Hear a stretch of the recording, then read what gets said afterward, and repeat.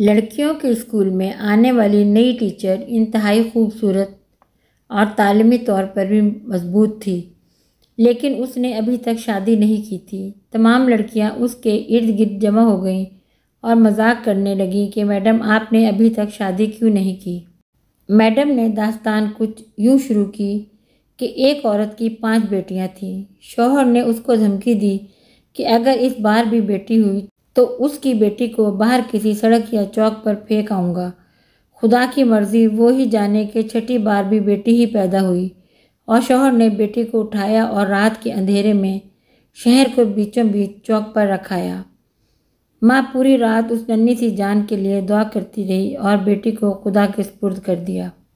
दूसरे दिन सुबह वालिद जब चौक से गुजरा तो देखा कि कोई बच्ची को नहीं ले गया। बाप बेटी को वापस घर लाया, लेकिन दूसरी रात फिर बेटी को चौक पर रखाया। लेकिन रोज़ यही होता रहा। हर बार वालिद बाहर रखाता और जब कोई लेकर ना जाता तो मजबूरन वापस ले आता। यहाँ तक कि उसका बाप थक गया और खुदा की मर्ज़ी पर राज़ी हो गया। फिर खुदा ने कुछ ऐसा किया कि 1 साल बाद माँ फिर पेट से हो गई और इस बार इनके बेटा हुआ। लेकिन चंद दिन बाद बेटियों में से एक की मौत हो गई।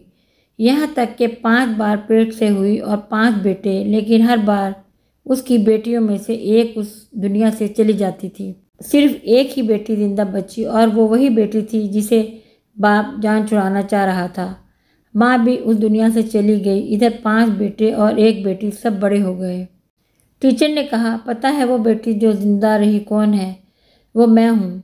और मैंने अभी तक शादी इसलिए नहीं की कि मेरे वालिद इतने बूढ़े हो गए हैं कि अपने हाथ से खाना भी नहीं खा सकते और कोई दूसरा नहीं जो उनकी खिदमत करे। बस मैं ही उनकी खिदमत किया करती हूँ।